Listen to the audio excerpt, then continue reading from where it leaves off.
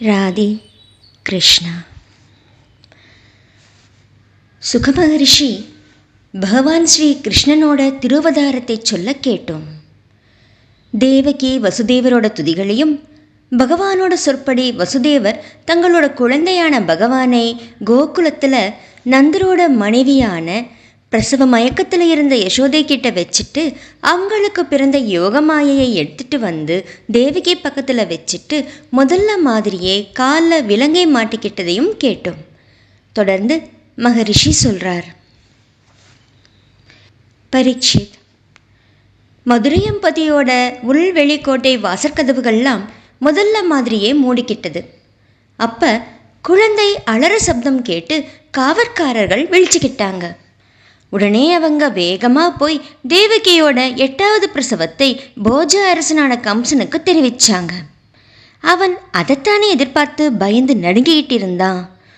உடனே கட்டிலில் இருந்து எழுந்து மனசு கலங்கினவனா இதுதான் அவனை கொல்ல சரியான நேரம்னு தலைவிரி கோலமாக இடறி விழுந்து கெட்டு பிரசவ அறையை நோக்கி வேகமாக போனான். இரக்கத்துக்குரிய பதிவிரத்தையான தேவகி சகோதரனான அவனை பார்த்து மன வேதனையோடு சொன்னான். அண்ணா, இவ உன்னோட மருமக, பெண்ணை கொல்றது தகாதில்லையா? விதிவசத்தால் நீ அக்னி குஞ்சுகள் மாதிரியான பல சிசுக்களை கொன்ன. இந்த ஒரு பெண் மட்டுமாவது எனக்கு இருக்கட்டுமே.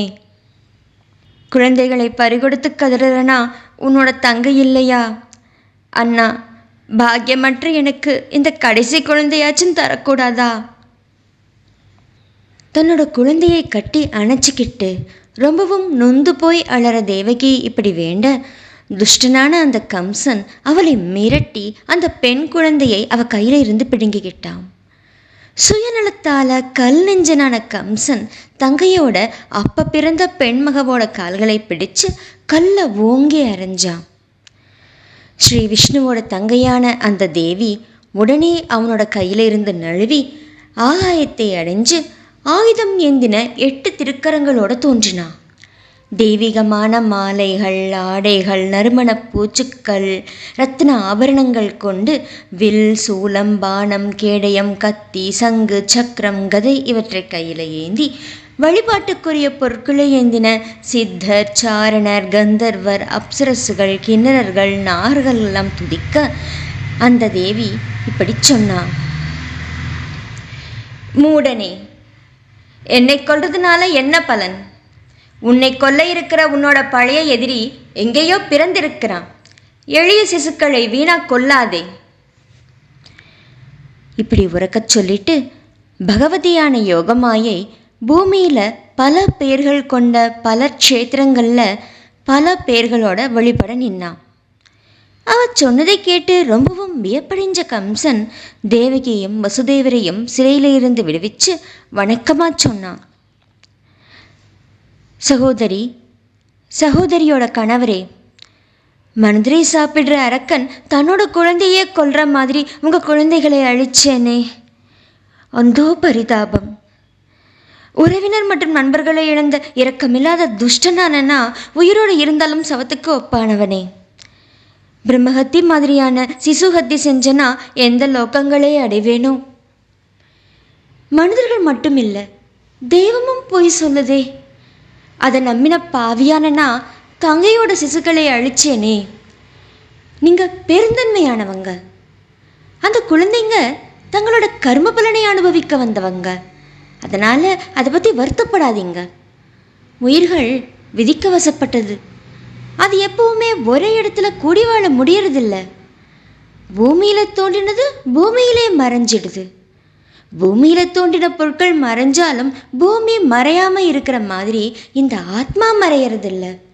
இந்த உண்மையை அறியாதவன் உடலே ஆன்மானை நினைக்கிறதுனால பேத புத்தி உண்டாகுது. அதனாலேயே மகன் முதலான தேகங்களோட சேர்க்கையும் பிரிவும் உண்டாகுது. அதனால் பிறப்பு இறப்புங்கிற தொடரும் இன்ப துன்பங்களும் முடிவடைகிறதில்லை. அதனால் தேவகி, என்னால் கொல்லப்பட்ட உன்னோட குழந்தைகளை பற்றி வருத்தப்படாத. ஏன்னா அவனவன் தன்னோட கர்ம பலனை தான் விரும்பினாலும் விரும்பலைன்னாலும் சுதந்திரம் இல்லாமல் அனுபவிக்கிறான். தேகத்தையே ஆன்மன்னு நினைக்கிற ஆன்ம ஞானம் இல்லாத அந்த அறிவிலி தான் கொல்லப்பட்டேனோ கொன்னேனோ தன்னை பற்றி நினைக்கிற வரைக்கும் சுகதுக்கங்களால் பாதிக்கப்படுறவனாகவும் பாதிப்பவனாகவும் ஆகிறான். என்னோட செயலை பொறுத்துக்கோங்க.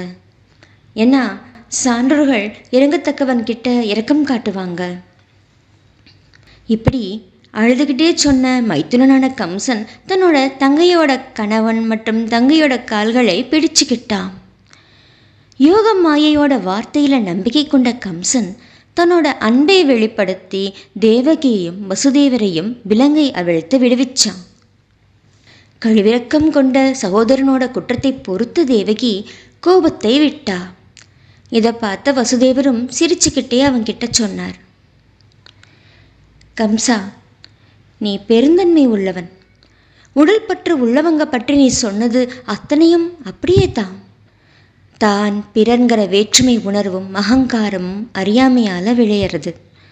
வருத்தம், மகிழ்ச்சி, பயம், துவேஷம், பேராசை, மோகம், செருக்கு இவற்றோடு கூடின வேற்றுமையை உணர்றவங்க ஜடப்பொருள் ஒன்றை கொண்டே மற்றொன்றை அழிக்கிற ஈசனை உணரதில்லை. இப்படி கபடம் இல்லாமல் தூய்மையான தெளிந்த மனசோட தேவகியும் வசுதேவரும் பேச கம்சன் அவங்களோட அனுமதி பெற்று தன்னோட மாளிகையை அடைஞ்சான். அன்றைக்கு இரவு கழிஞ்சதும் கம்சன் அமைச்சர்களை அழைச்சு யோகமாயை சொன்னது அத்தனையும் அவங்க கிட்ட சொன்னான். தேவர்களோட எதிரிகளான தீர்க்கமான ஆலோசனையற்ற அந்த அசுரர்கள் அரசன் சொன்னதை கேட்டு தேவர்கள் கிட்ட கொண்ட பகைமையினால அவங்கிட்ட இப்படி சொன்னாங்க, போஜ அரசனே, உங்களை கொல்ல போறவன் எங்கேயோ பிறந்திருக்கிறது உண்மைனா நகர்லேயும் கிராமங்கள்லேயும் ஆயர்பாடிகள்லேயும் பிறந்து 10 நாட்கள் கூட ஆகாத மற்றும் 10 நாட்களே ஆன குழந்தைகளை கொண்டுடலாமே. உங்க வில்லோட நானோசையினால மன நடுக்கமும் போர்ல பயமும் கொண்ட தேவர்கள் உங்களை எதிர்க்க முயற்சி பண்ணித்தா என்ன பண்ண போறாங்க? பானங்களை தொடுக்கிறதுல சிறந்த தங்களோட பானங்களால் அடிபட்ட தேவர்கள் உயிர் வாழறதுக்காக போரை விட்டு 4 பக்கங்களையும் இல்லையா ஓடினாங்க. நொந்து போன சில தேவர்கள் ஆயுதங்களை கீழே வச்சுட்டு வணங்கினாங்க. இன்னும் சிலர் நாங்கள் பயந்திருக்கிறோம்னு சொல்லி வணங்கினாங்க. நீங்கள் தான் அஸ்திர சஸ்திரங்களை இழந்தவங்களையும் தேர் இல்லாதவங்களையும் பயந்தவங்களையும் வேற ஒருத்தரோட போர் புரியறவங்களையும் போரில் இருந்து ஓடினவங்களையும் வில் முறிஞ்சவங்களையும் போர் புரியாதவங்களையும் துன்புறுத்துறதில்லையே. போர்க்களம் தவிர மற்ற இடங்களில் பெருமை பேசுகிறவங்களும் வீட்டில் சூரர்களுமான தேவர்களால் என்ன பண்ண முடியும்? ஒளிஞ்சு வளர விஷ்ணுவாலேயோ காட்டில் திரிகிற சிவனாலேயோ பலவீனனான இந்திரனாலேயோ தவம் பண்ணுற பிரம்மாவினாலேயோ என்ன பண்ண முடியும்? ஆனால் தேவர்கள் நமக்கு பகைவர்கள்ங்கிறதுனால அவங்களை அசட்டை பண்ணக்கூடாதுன்னு நினைக்கிறோம். அதனால் அவங்களை வேரோட களைஞ்சி எரியறதுக்கு உங்களை பின்தொடர்ந்து நிற்கிற எங்களை ஏவுங்க. உடலை பற்றின நோயை அசட்டையாக விட்டுட்டா அப்புறம் அது வேரூன்றதுக்கு அப்புறம் மருத்துவர்களால் நோயை அகற்ற முடியாது. அந்த மாதிரி எதிரி பலம் அடைஞ்சிட்டா அசைக்க முடியாது. தேவர்களுக்கு அச்சாணி விஷ்ணு. நிலைச்ச தர்மம் உள்ள இடத்துல விஷ்ணு என்றைக்கும் இருப்பார். அந்த தர்மத்துக்கு ஆணிவேர் வேதமும் பசுக்களும் மந்தனர்களும் தவமும் தட்சிணையோடு பண்ணுற வேள்விகளும் தான். அதனால் அரசே, வேதம் போதுற அந்தனர்களையும் தவம் செய்கிறவங்களையும் வேள்வி பண்ணுறவங்களையும் வேள்விக்கு ஹவிசான பாலை கொடுக்குற பசுக்களையும் மீதமே இல்லாமல் கொன்னிடலாம். அந்தணர்கள், பசுக்கள், வேதங்கள், தவம், சத்தியம், புலனடக்கம், மன அடக்கம், ஆர்வம், பரிவு, பொறுமை, வேள்விகள்லாம் விஷ்ணுவோட உடல். அத்தனை பேரோட உள்ளத்திலேயும் வாழறவரான அவர் தேவர்கள் அத்தனை பேருக்கும் தலைவர், அசுரர்களுக்கு பகைவன். சிவனும் பிரம்மாவும் மற்ற எல்லா தேவர்களுமே அவரையே மூல காரணமாக கொண்டவங்க. ரிஷிகளை துன்புறுத்துறது தான் அவரை கொல்றதுக்கான உபாயம்.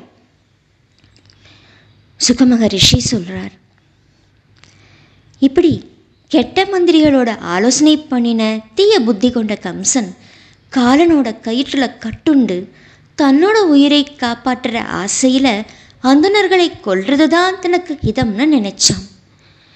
மற்றவங்களை துன்புறுத்துறதுல விருப்பம் மிக்கவங்களும் விரும்பினபடி வேற வடிவம் ஏற்கிறவர்களுமான அசுரர்களை நல்லவங்களை அழிக்கிறதுக்காக 4 திசைகள்லையும் ஏவி விட்டுட்டு தன்னோட மாளிகை புகுந்தான்.